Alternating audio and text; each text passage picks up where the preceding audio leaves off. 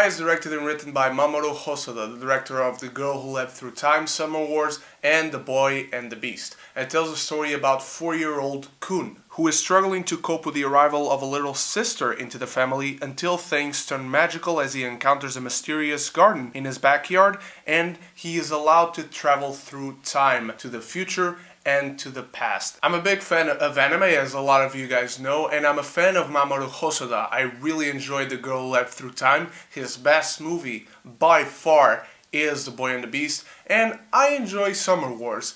And Mirai is a film that encounters itself a little bit above Summer Wars. This is not the movie I thought I was getting. This is a film that feels deeply personal to Hosoda, and I've heard this is actually dedicated to his daughter, who is called Mirai as well, which means future in Japanese for those who don't know. But this is definitely a film that feels small and intimate, but goes out into scale and spectacle with its message. The most surprising aspect of this film is how it allows us to feel and get to know really well every character. We get to know the boy, we get to know his sister, who shows up as an older version of herself from the future. We get to know the parents and several other ancestors of this child, and even the dog. This allows not only for great comedic moments, but it really brings the message home that this film is trying to convey about family, not in the let's love each other kind of way, even though it does that. This film tries to make this child and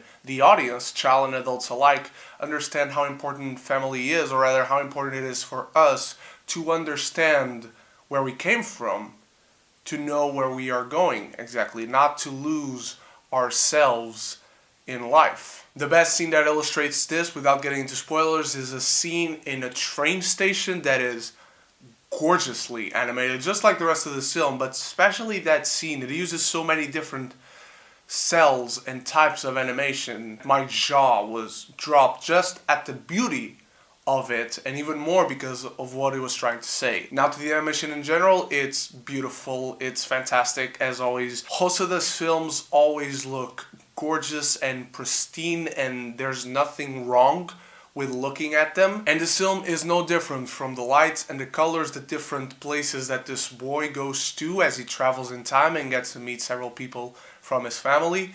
It's just a beautiful story that unfolds and beautiful told visually. However, watching this film, I cannot help but feel how much further it could have gone. This film is also very ambiguous in terms of how this boy travels through time and how the time travel exactly works. There are moments where Hosoda hints at it being a fantasy, but then he also hints at it being very real. There's a moment where characters from another place in time that is not the present walk into the house in the present and try to fix something. And there are moments also in terms of space and how the boy travels around that don't really make sense. There are moments where the garden itself transforms into something else, but ideally it still occupies the same area and perimeter, I guess. And then there are other moments where he travels back in time, where he just goes all around town and sees these different locations that then come back in the present and allows him to learn something. So in terms of character, in terms of a message, this film is really well realized, it's very well accomplished. I really enjoy the film in that aspect. In terms of how the rules of this world, of this fantasy, of this time travel works, Hosoda wasn't really clear on that, and I think in fact he actually contradicts himself. And again, I don't feel he goes the furthest he could go with this idea, with this concept, and with what the boy learns. There's also another big gripe I have with this film, but I really can't get into spoilers. Basically, at one point very early on, the film tells us that two versions of the same person cannot exist at one point in time.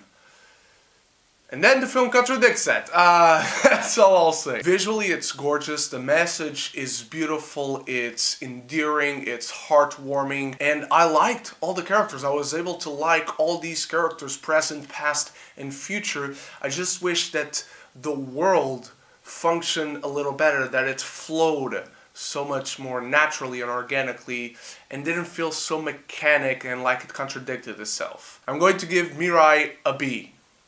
Guys, what did you think of Mirai? Let me know in the comments below. Let me know how do you rank Mamoru Hosoda's films. This is definitely not my favorite, but I like it more than Summer Wars for sure. But thank you so much for watching. You guys are the best. Can't wait to see you on my Oscars preview live stream on Saturday, 9 p.m. GMT. So I hope to see you there with all your thoughts, opinions, and questions. Thank you so much once again. So until the next review, stay beautiful, stay geeky, and if you haven't done so yet, click the subscribe button and click the bell so we can be geeky united.